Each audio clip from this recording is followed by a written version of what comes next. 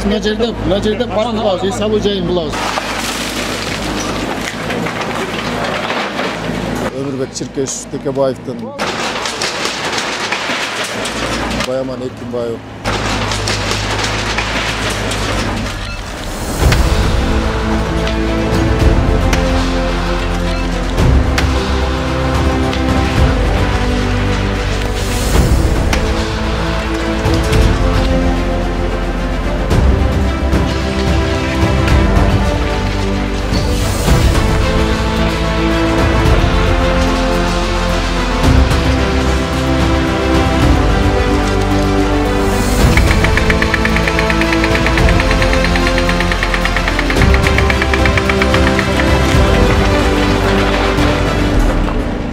Бүгін 8 август 2025 жыл Ош шаарынын так ортосунда жайгашкан Алишер Навай атында эс алуу паркында бүгүнкү күндө снос, башкача айтканда мыйзамсыз курулуштарды, капиталдык курулуштарды алып салуу иштери жүргүзүлүп атат.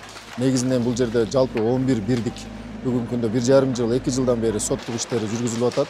Соттук иштердин жыйынтыгы менен жер тилкеси муниципалдык менчик башкармалыгына өткөн. Бирок жердин үстүндөгү курулуштар бүгүнкү күндө менчик ээлеринде турат.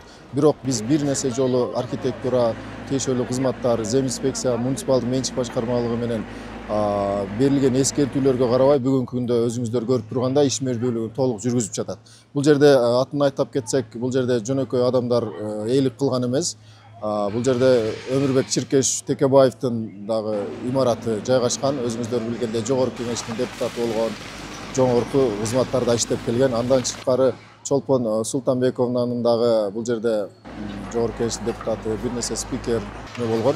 Бүгүнкү күндө анын дагы имараты бар экендиги аныкталды. Андан сырткары Баяман Эркинбаевдин дагы Палван, анан Алыш деп эки капиталдык курулуштарды ээлик кылат. Бүгүнкү күндө өзүңүздөр көргөндөй ээлик кылган капиталдык курулуштарды бир нерсе каралбай, кароосуз калган.